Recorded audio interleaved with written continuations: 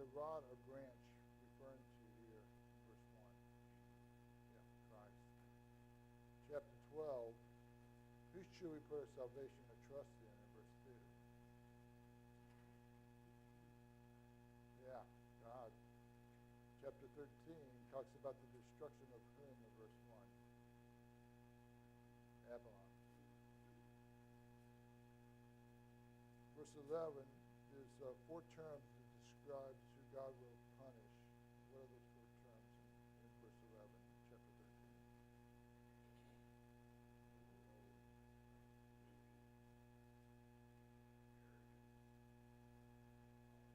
Yeah. Chapter 14, who will the Lord have mercy on? I have a verse for that. It's probably verse 1. Yep, the house of Jacob. Yep. And verse 25 in chapter 14, who will the Lord break in his hand? Assyrians. Chapter 15, who was the burden against in verse 1? Moab. Yep. Chapter 16, how long before the glory of Moab will be despised in verse 14?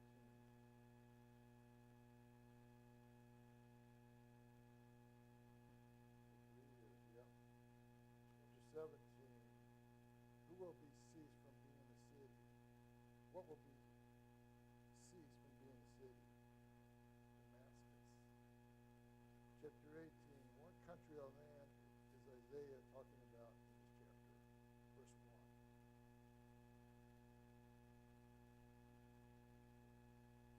Yeah. Or I think it's referred to a lot of times in the chapter as the land of Cush, or the Cushites. Chapter 19, who was this burden against? Yeah. And chapter 94, who will be the 3 countries who will be blessed?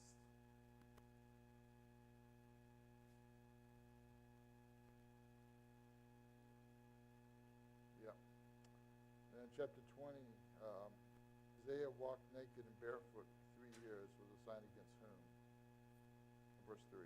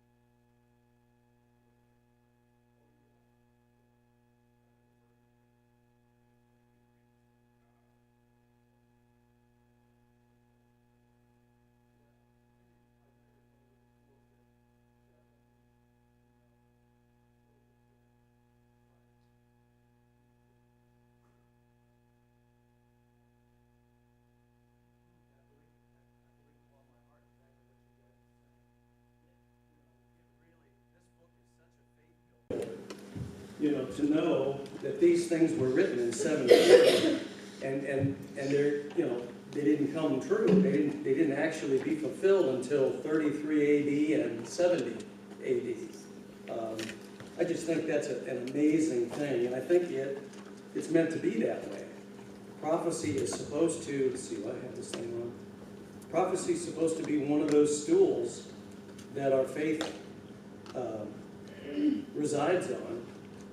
And today's lesson is all about forthtelling. Remember we talked about prophets and what their role is. Their role is not all forthtelling, telling things that are going to happen in the future. When I say forthtelling, that's what I mean.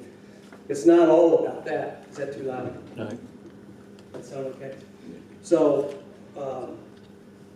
certainly that's important. And really, I guess, there really is a sense that all of the doom and gloom that Isaiah was telling them, it was going to happen during his his time as a prophet while he was on earth.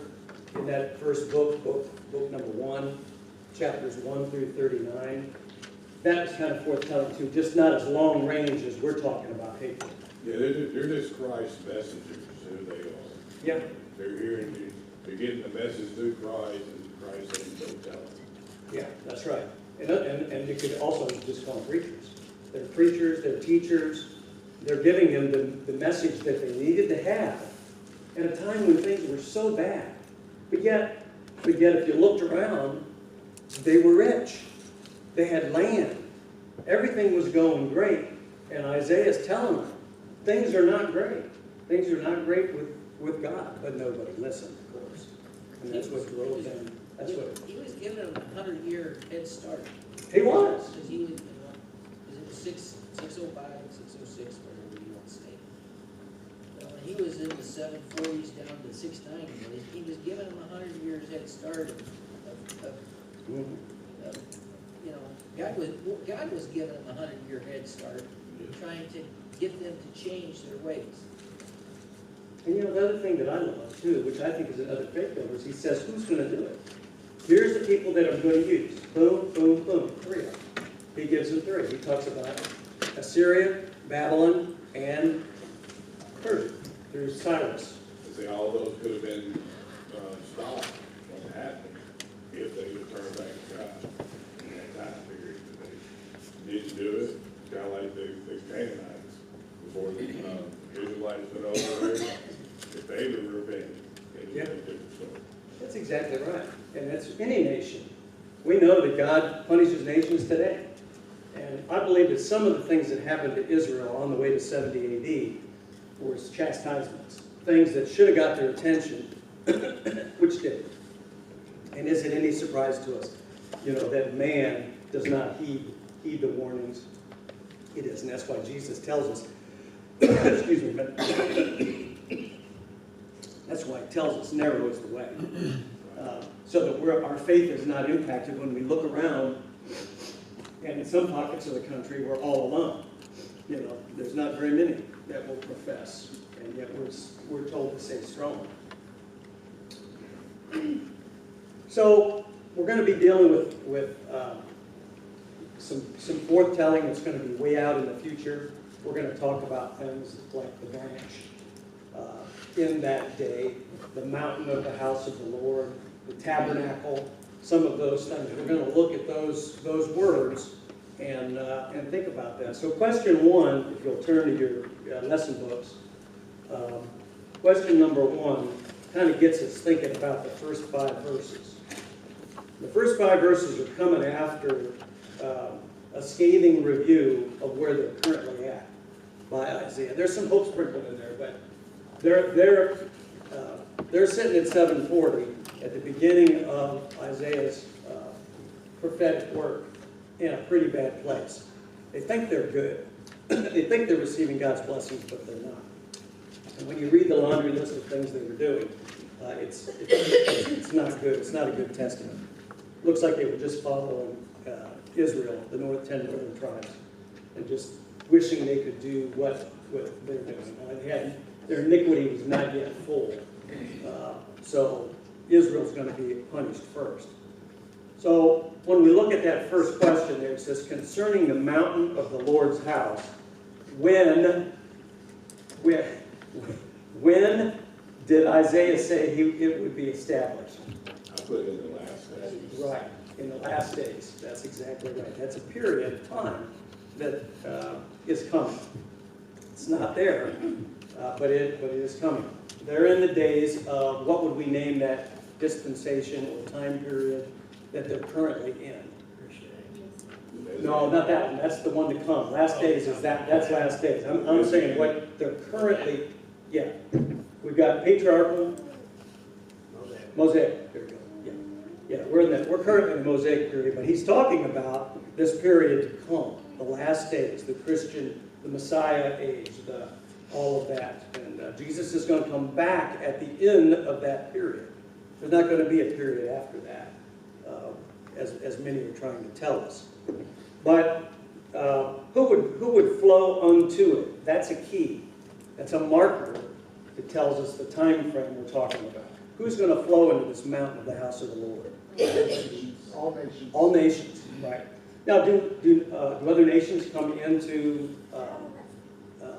the Mosaic Law? Well, some, yeah, I'm talking proselytes. There are proselytes, but they're not at the level that what we're talking about flowing unto. There's other keys, some will try to argue. Chuck. David's ancestor, Ruth, was a Moabite. She was proselyted in. Yeah, I mean, and that's one of the arguments. One that I always think about. Right, that's one of the arguments you'll get into, okay, is that, well, I'm not even going to go there. Anyways, clearly, this is talking about a time when the Gentiles would be brought into the nation, the spiritual nation.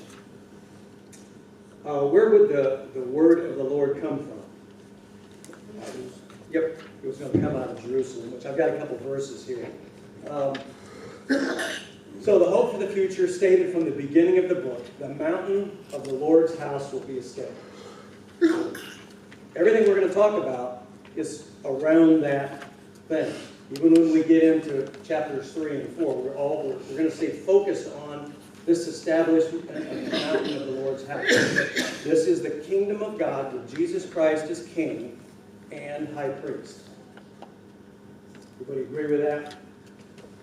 Yeah, that clearly that's what's being taught there. And there's so much interlinking, which is another thing that makes my faith just roll off the chart, is when you take a deep dive into this, and you do a lesson like this, it's like, whoa, which way do I go with this thing? There are so many interconnections.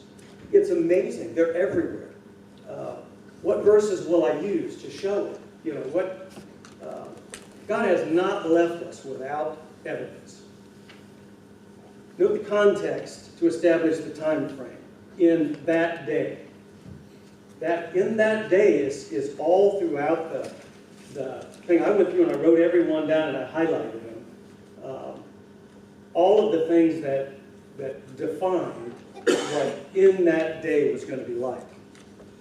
And again, there's timestamps within that at the beginning and at the end to show what time period in that day is.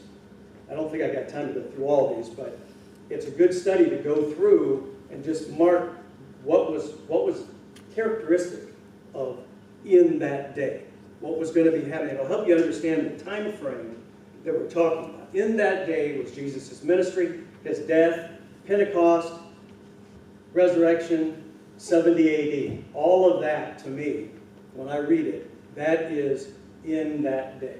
All of those things had to happen. The destruction of the nation of Israel, the final destruction of Israel as a nation. Of course, they're around today, but to me, that's the mark. Paul talks about it. Remember, he was telling everybody that he's a virgin, and he's calling others to do that because there's time of trouble getting ready to happen.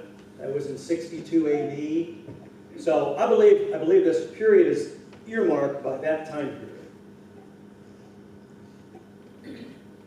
We got plenty of prophecy. Like I said, it's hard to choose, but I love this one. In the days of these kings shall the God of heaven set up a kingdom which shall never be destroyed, and the kingdoms shall not be left to other people. And it shall break in pieces and consume all these kingdoms, and it shall stand forever till the end of time. For as much as thou sawest the stone that was cut out of the mountain, that's Jesus without hands, and it brake it in pieces. The iron, the brass, the clay, the silver, and the gold. That was the statues, if you remember, that represented the four great nations. That's pretty powerful. Back in the days of Daniel, it was predicted that the mountain of the house of the Lord, the kingdom that would never be destroyed, would come. And then Joel, if you remember on Pentecost, when they got up, some said that the apostles were drunk as they were speaking, as they were inspired by the Holy Spirit. And Peter said, let's see, what I got there. No, I'm sorry. So Joel, this is what Joel said, that Peter said, this is that. Remember when he stood up and he said, these guys are drunk, and he said, they are drunk. This is that which was prophesied in Joel 2. And that's just an excerpt. The sun shall be turned into darkness, and the moon to blood before the great and terrible day of the Lord come. Looks like two different intervals to me. Looks like Christ coming in judgment, God coming in judgment, versus the terrible day of the Lord, which I think is the end of time. I think there's two ideas in that statement. Before the great and terrible day of the Lord comes. So this great event that they're talking about, this destruction that we're going to read from chapter 2, verse 6, all the way into chapter 4, verse the end, I can't remember, I think it's 6 or 7. That's all going to be this, the sun turned into darkness and the moon to blood, apocalyptic language we see all over the place in the Bible. Isaiah helps us get ready for Matthew 24, for Revelation. It gets us ready for that language. That language is not strange. That language means that your world, Judah, is going to get turned upside down. I also heard that if you can understand, the prophets, Right. then you can understand Revelation. That's right. When we read these prophecies, we think, whoa, this is different. Then we look at, and we put it all together, and we say, no, this language has been around a long time. This is how God communicates with us, okay? It's apocalyptic language. So it's not literally, it's figurative. It's not literally that the sun is going to be turned to darkness and the moon to blood. It means my world's getting ready to get turned upside down. Who would have ever dreamed that Judah would be hauled off into captivity? Who would have ever believed that Samaria would be surrounded and completely destroyed? And some of them taken, and most of them taken into captivity. And it shall come to pass that whosoever will call on the name of the Lord shall be delivered. For in Mount Zion, there's that mountain of the house of the Lord. It's called different things, right? And in Jerusalem shall be deliverance, as the Lord hath said. And in the remnant whom the Lord shall call. And in Pentecost, this is where Peter says in Acts 2, when he's given the sermon, okay, he's saying this is a direct fulfillment of Joel, and this is that which was spoken by the prophet. So see how it ties it together? You see why I'm going down that road? It ties together what Isaiah is saying through Daniel into that time period that we're going to look at. Okay. All right. We don't want to take too much time here, but the Apostle Paul confirms the existence of the kingdom in his day. So the kingdom was there. Okay. The kingdom's not out there in the future. The church age wasn't just established. The kingdom is there now. Paul's saying, but ye are come, past tense, talking to Hebrew Christians. You have something better, but you have come to Mount Zion, that mountain of the house of the Lord, and unto the city of the living God, the heavenly Jerusalem, and to innumerable company of angels, to the general assembly, the church of the firstborn, which is written in heaven, to God and to the judge of all, to the spirits of just men perfect. John thought he was in the kingdom. I, John, who also am your brother, and the champion in tribulation, and in the kingdom. Remember, mountain of the house of the Lord, verse 1, kingdom. It's the same thing. It has a whole bunch of names. If we go back to this, we see all kinds of names for that kingdom. They just define what's the reason for all the names? It just defines more about the kingdom. Each one, it's like a facet, like one of those disco balls. It has all the facets. Each facet explains a different part about the kingdom, and thus the different name. But it's all the same thing. It's not something that is yet to occur in the future. And John thought he was in the kingdom, and Paul thought he was in the kingdom, who hath delivered us from the power of darkness and hath translated us unto the kingdom of his dear Son, that you would walk worthy of God, hath called you unto his kingdom. Everything past tense. The kingdom was there in 60 AD when Paul wrote those things. So it was already there. The mountain of the house of the Lord was already there. So it fits the narrative that when we say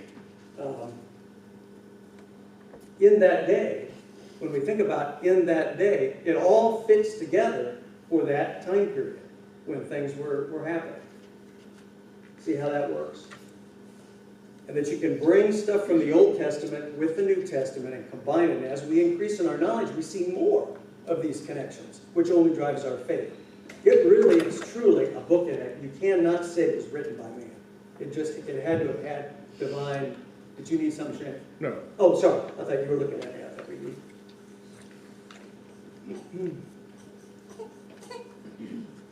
All right, so before we do this, let's see, let me look here and see, make sure I get the questions right. All right, let's look at these questions real quick. Number 2. Now we're moving on to the next thought, which is in that day.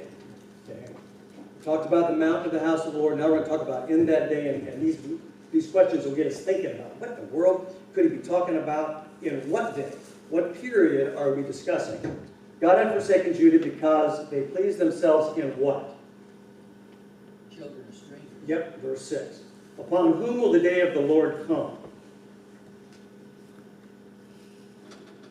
To the proud, the wicked, and the disobedient.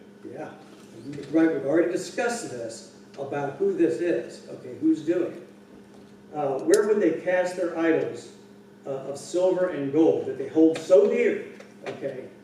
Remember now where they're at, they're rich, boy. They're generating numbers in the stock market. They are, whatever we do, putting gold in our safes, and, boy, we're really getting rich. What will they do with those things, it said in verse 20? Moles and the bats. That don't sound like they're trying to save their life.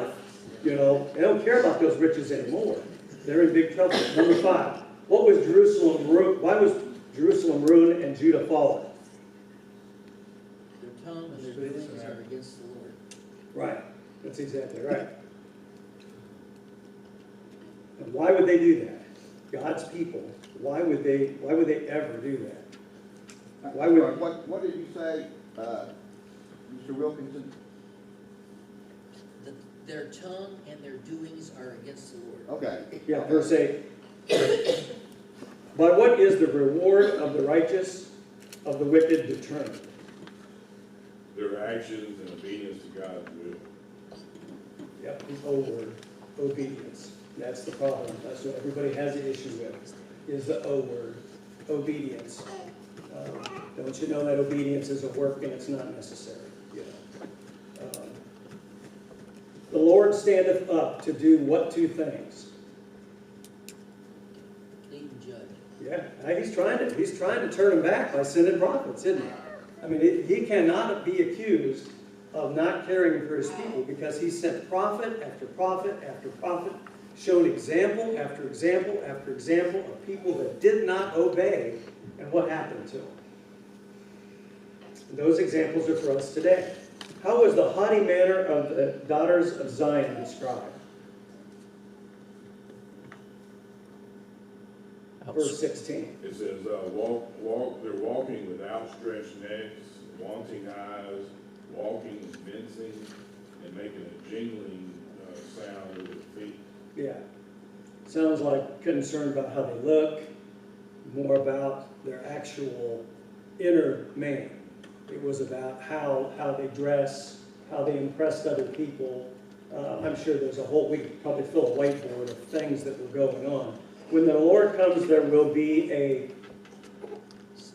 stink instead of a sweet smell, a blank instead of a girdle. Still talking about the women. Instead of, blank instead of well-set hair. Baldness. Yep.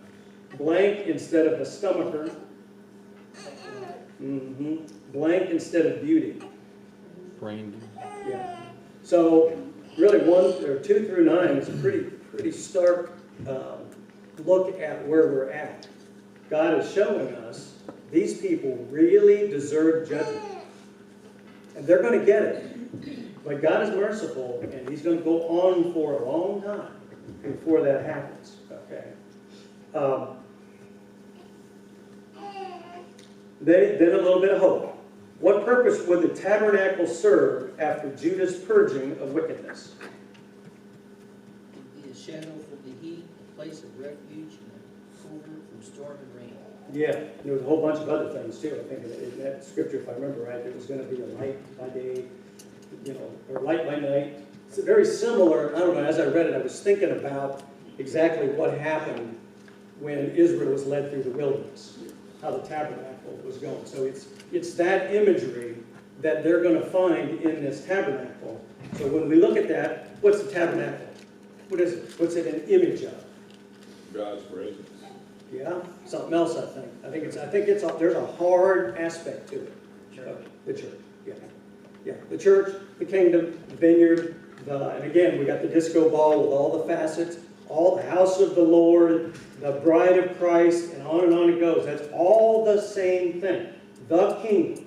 Christ is reigning now on his throne over the kingdom, which that kingdom will then be delivered up to God at the end of time. It's a real simple process. All this stuff man has interjected in to this scenario of what's going to happen all the way till we're judged. That's not taught in Scripture. That's all taken and cobbled together from other scriptures. It's real simple. The timeline for us is straight. Jesus is coming again, destruction of the earth, and then final judgment will be either in heaven or hell, based on our works of obedience. Okay, true or false? Judah was weak without silver, gold, and horses. False. That's false, right? They were doing really good, weren't they? They said there was horses everywhere, chariots everywhere, silver, gold. Everybody was doing great. God must be for us. Children would be princes, and babes would be rulers over proud Judah. True. And because of all this stuff we talked up above, they would not pick leaders that were godly and that would lead them down the right road. Well, the ones that were righteous didn't want to be leaders because the people were so bad. Absolutely. That's right. And remember that section where the guy had a coat? Oh, you got a coat, so therefore we're going to make you our leader.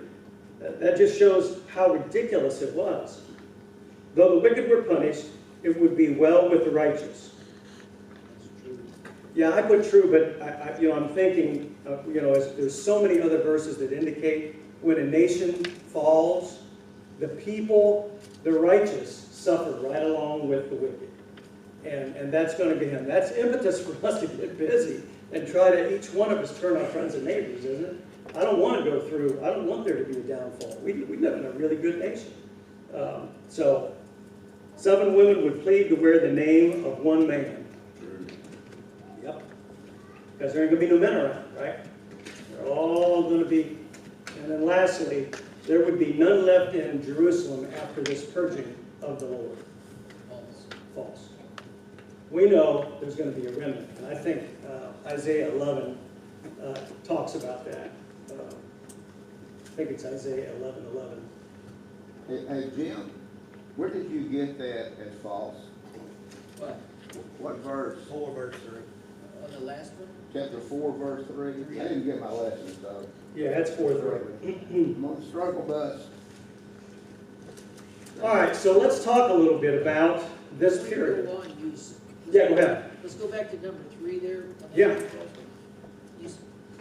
In verse 10, chapter 3, verse 10, it says, say to the righteous that it will be well with them. Go well with them. It will all go well with them. Yeah, no, I wasn't saying you were wrong.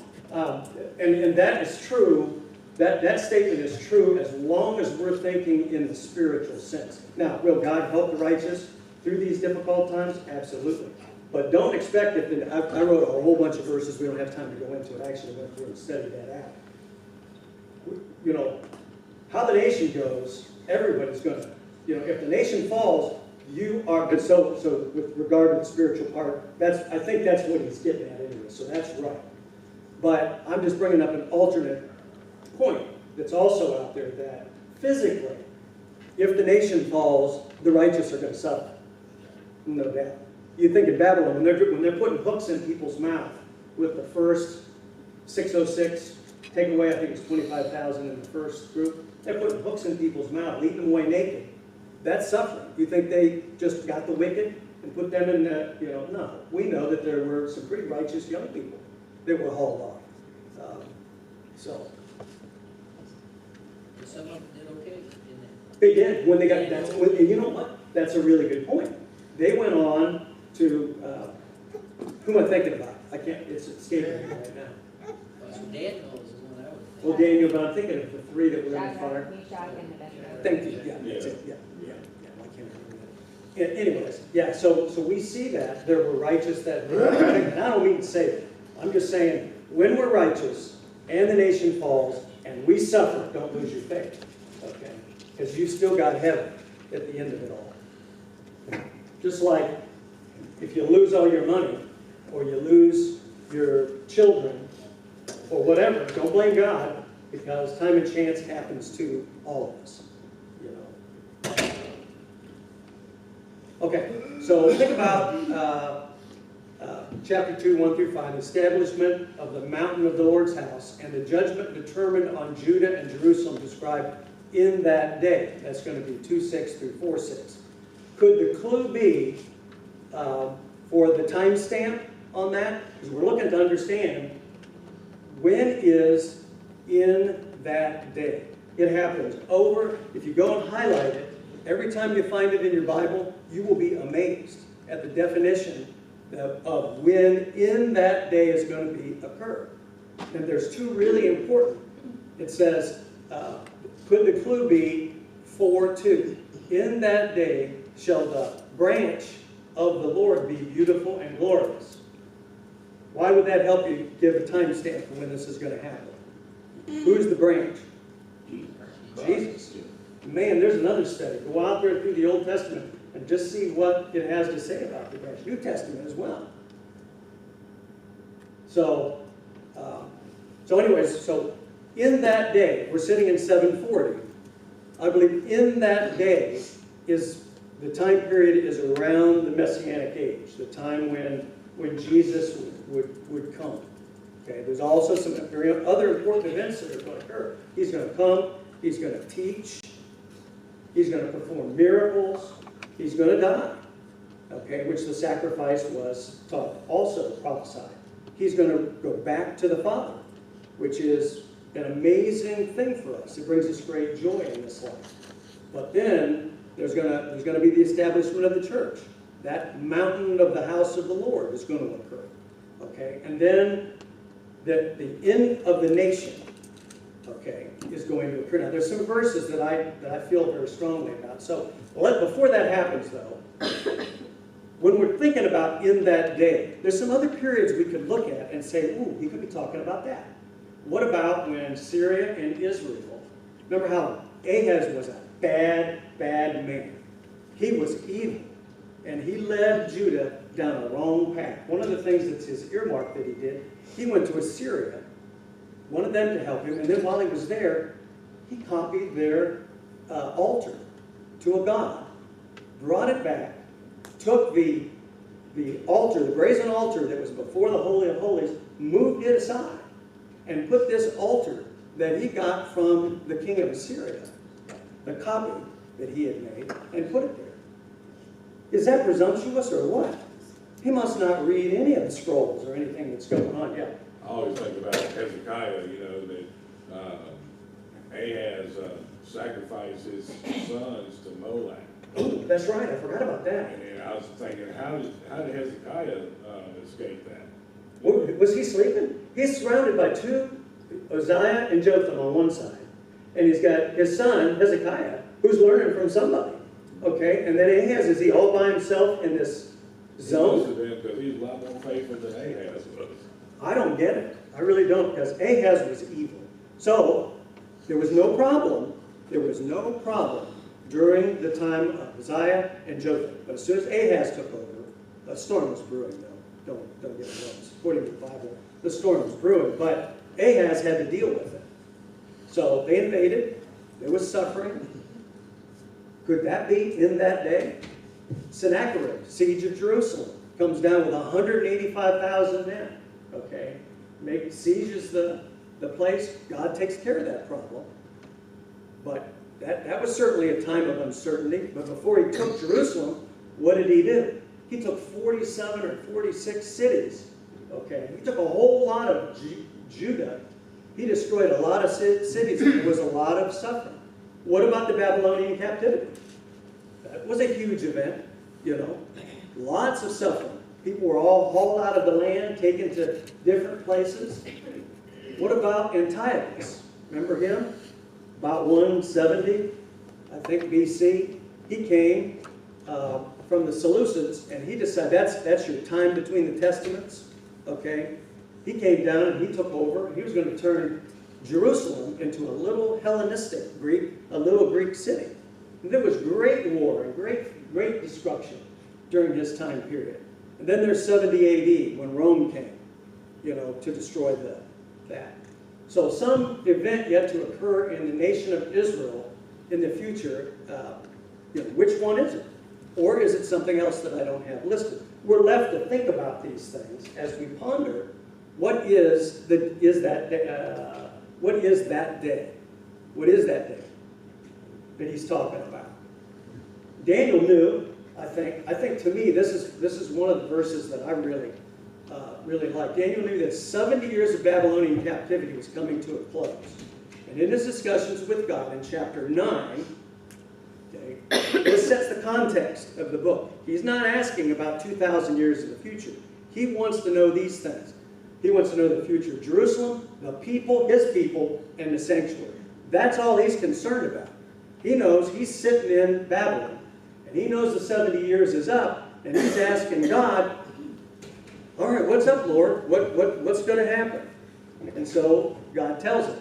And at the time, this is Daniel 12, and at that time shall Michael stand up, the great prince, which standeth for the children of the people, and there shall be a time of trouble, such as never been since there was a nation, even to the same time. And at that time thy people shall be delivered, every one that shall be found written in the book. That's key. Only the people that are going to be delivered are the ones written in the book that Jim was talking about over there. Those people, God will take care of. But thou, O Daniel, now this is a conclusion of his thoughts, shut up the words and seal the book, even to the time of the end. At the end of the world? No. Many shall run to and fro, and knowledge shall be increased. Daniel 12:4. Okay, the time of the end. We go to Matthew 24, and we read that section, you know, just before we get to verse 36, addressing that first question, when this great destruction is going to occur, and you'll be amazed as we go through Isaiah. Keep going back over there looking at it. Verse 1 all the way to verse 36. 36 is the end of the world. And read how that's addressed. And remember the language, the apocalyptic language, the coming of the Lord. Remember what Jesus tells the Sanhedrin? You will see me coming in the clouds. When they were slapping him and doing all that stuff, he told them they personally would see it, okay, which would have been 30 years in the future if you're talking 70, 80. I believe this is talking about 70, 80. The destruction, the complete destruction of the nation, because that's what Daniel was asking. He wasn't asking for something that's going to happen 2,000 years from that. He's wanting to know what's going to happen to his people. Don't worry about it, Daniel. Shut that up. The time is not now. It's for the time of the end. The end of the nation of Israel, because they're no longer, while the things they did are important for us to go back and look at, they are not important today for the redemption of mankind. They have no part in it, okay? We go to Romans 9, 10, and 11 to find out exactly what part there is for the Jews. You with me? So when the disciples took Jesus to see the beauty of the Temple Mount, Jesus said, this is Matthew 24, not one stone would be left on another. What will be the sign of thy coming? Question number 1. Okay. You could also say the other question was, when will one stone be not left on another? And when will be the end of the world? The end of the world is addressed at verse 36. Matthew 24 is tied into this. That's why I'm bringing it in. Matthew 24 is very important as you understand the word in that day. Okay. So I have a section to read that. We ain't going to have time to read it. So read that. 36 kicks it in. There's no sign about 36. No one knows. Only God. Jesus didn't even know when the end of the world was.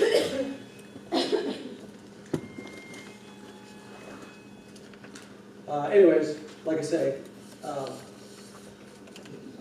And even Matthew 24:15 actually cites Daniel in it. When you therefore see the abomination of desolation spoken by Daniel the prophet, stand in the holy place. Okay, when you see that occur, and we believe that's Titus's standard, that he put up. He was the general at that time. Vespasian was the Caesar, but Titus was in charge of destroying Jerusalem, and he put the standard up in Jewish tradition says in the temple. So when you see that, know that the time is nigh. But this is that which Joel had spoken to the prophet Joel. And it shall come to pass in the last days, saith God, I will pour out my spirit on all flesh, and your sons and your daughters shall prophesy, and your young men shall see visions, your old men shall dream dreams. This is the last days that are talked about. And it makes sense, because Jesus Christ is reigning now. We are told to follow him. There's no other command is going to come but that. These are truly the last days. Questions about that? The rapture people always try to twist Daniel's 70, weeks. Right. And say, oh, there's one week that is not spoken for, and that's that rapture week, Yeah, there's just no indication of that. That's grabbing one verse and ignoring 100 other and running and building something. Boy, it's really popular too. And it seems to be growing in popularity. Everybody believes this, And there's a group out there that's actually saying that when Jesus comes again and sets up his kingdom, that you're going to get a second chance. If you did not believe, or you did not get the word preached to you well enough, you'll get that opportunity. It's pretty dangerous stuff. That means to me, I can live the life I want to live, and then if it really happens, I don't really have the faith to believe that it's really going to happen. I get a second chance down the road. That's super scary, because this life, living it the way we want to live it, is very seductive. I mean, it's constantly calling to us. We're on the path over here doing this, living this Spartan lifestyle, studying this Bible, doing this stuff, and there's somebody over there screaming, come on over here. Things are really cool. So, again, that time period that we're addressing here in these 3 chapters is dealing with Jesus coming, Jesus suffering and dying, that sacrifice that was foretold, his resurrection, and up to the right hand of God, the coming of the church, Pentecost, which would happen 10 days after the resurrection, and then 30 years or so, the complete destruction of the nation of Israel. Scattering all over the world, that's where they're at today. They're everywhere. Israelites, people that are Jews, are everywhere, and they're scattered. Yeah, we got a nation of Israel because the U.S. and a bunch of folks got together and decided to make one. But it's not, we don't have to sit here and watch like we hear. There's a radio show on Saturday called Olive Branch Ministries with Marquette. Her last name is Marquette. Anyway, it's super popular. And it's on Sunday afternoon and Sunday morning. It's all about this, Jesus didn't set up the kingdom, the mountain of God. He set up the church instead because the Jews didn't believe. Come on. God set a plan from the foundation of the world, and because a few people didn't believe, he changed his course? No. But that's why we got to study this stuff really in depth, is because people are all out there on this stuff, And it's not right. It's not true. And it waters down what the Lord is telling us. So, all right, we'll pick up lesson 4 on Wednesday.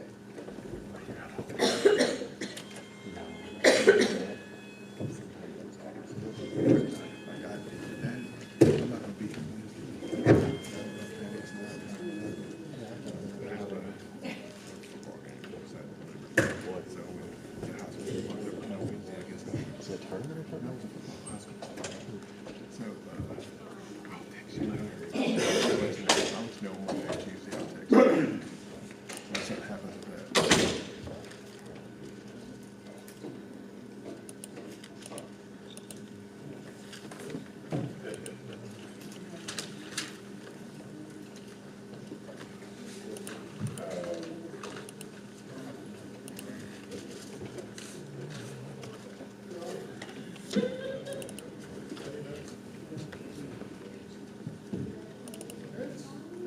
okay.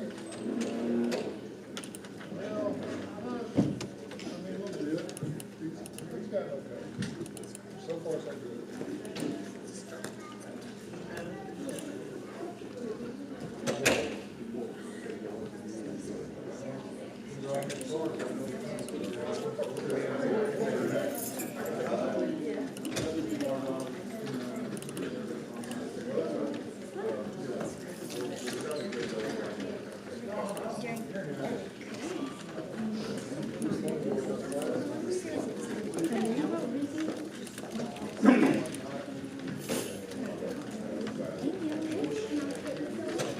Surprise, surprise.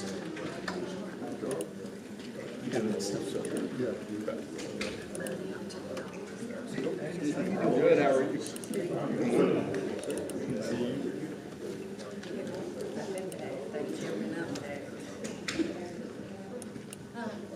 Good morning.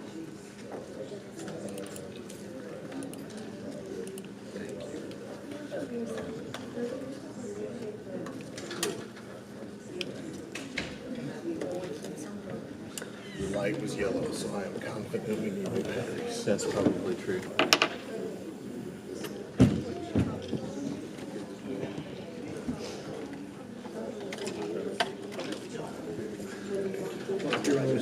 Envelope while you're sitting there. Right on. Don't have to punch down. Say what now? That's it, don't have to punch down this time. That's right, that's right. It's a rarity. I said it is a rarity for me to be on time for anything.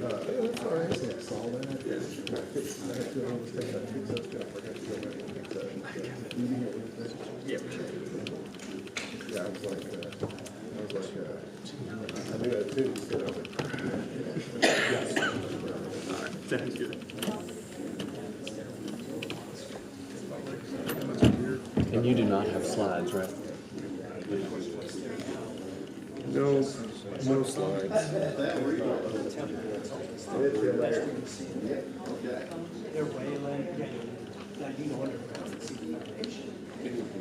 That would imply I have to go back or did I straight up stole somebody's slide? Actually, I think it's for 8. I was so busy, like, usually, I think, I've got time I can do it at work this week. I didn't have time to do anything at work this week. I was 3 people. And, yes, just, I don't even know. People don't want to do their job. People don't want to do their job. Nobody does their job. If I don't do jobs, I'll do it. But, yeah. I do a lot of jobs that I And we got some doctors that I think they're medicating these patients with water.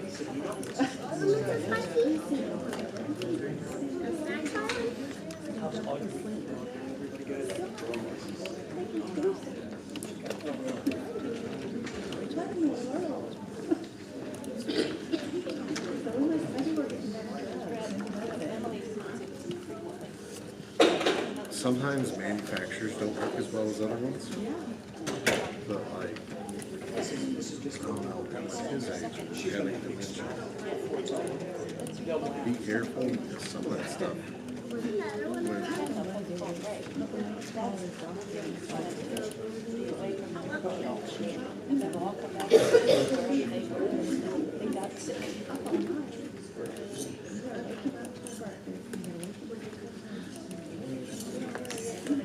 Just watching if they try to call my grandma on because I've seen that turn a lot of folks into prison bears.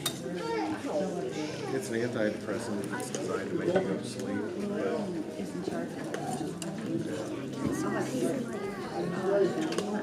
I mean, that may, just because I've seen it go poorly doesn't mean it will. Yeah. That's, out of that particular drug, I've seen it not work and make people into prison bears more than I've seen it do anything good. Not good.